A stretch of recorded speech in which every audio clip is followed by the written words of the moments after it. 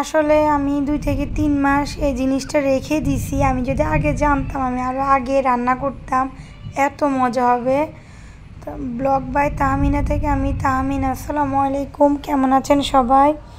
তো যাই হোক, আসলে এটা ঈদের সময় ঈদের বাজার করছে যখন রোজার মাসে, তখন এটা দুধের সাথে ফ্রি পাইছিলাম। তো হচ্ছে যে আমি এটা বলতেছিলাম যে এটা কীরকম হয় ফ্রি জিনিস, জানি না, হয়তো খেতে যদি ভালো না হয় ভালো লাগবে না। আর আমি সবসময় রাঁধুনি ব্র্যান্ডের এটা খাই বা রান্না করি। তো ওই জন্য আসলে নিজে দোটানায় ছিলাম, ওই জন্য করি নাই, এ পর্যন্ত রেখে দিছি। তো এখন হঠাৎ করে বললাম যে এটা তো রেখে দিছি, একটু করে দেখি কীরকম হয়।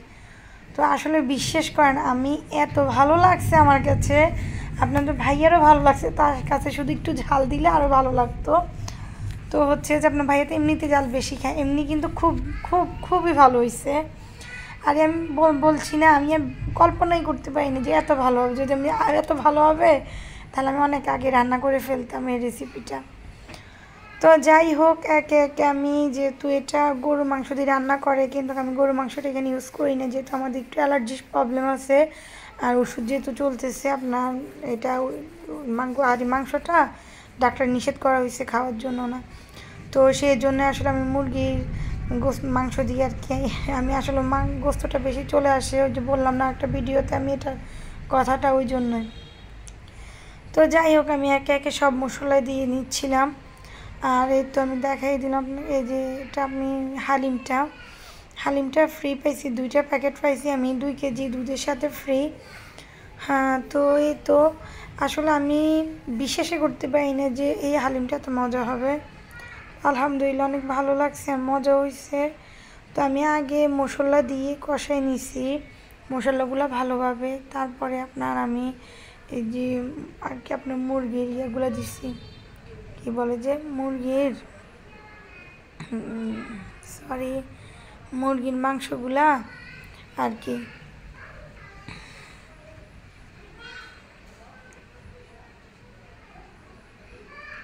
তো এখানে আসলে আপনার এই যে মশলা, এটা জাস্ট ওই যে কী বলে যে ছোটো একটা মশলা থাকে না প্যাকেটের ভিতরে রেডিমেড, ওই মশলাটাই দিচ্ছিলাম।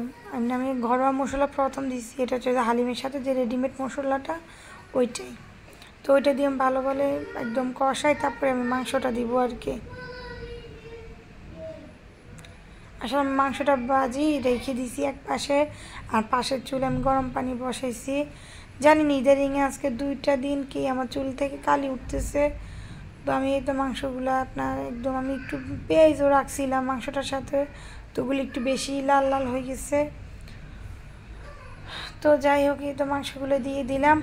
এখন আমি একটু কষাবো, যেহেতু ব্রয়লার মুরগি আসলে এমনিতেই আপনার হচ্ছে যে যেটা বলা হয় নরম।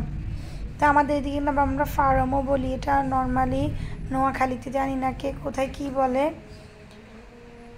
তো এই তো আমি আপনার ডাউলটাও দিয়ে দিছি, হালিমের যে মিক্সারটা ছিল ওইটা দিয়ে আমি কষাই নিছি অফ ক্যামেরায়।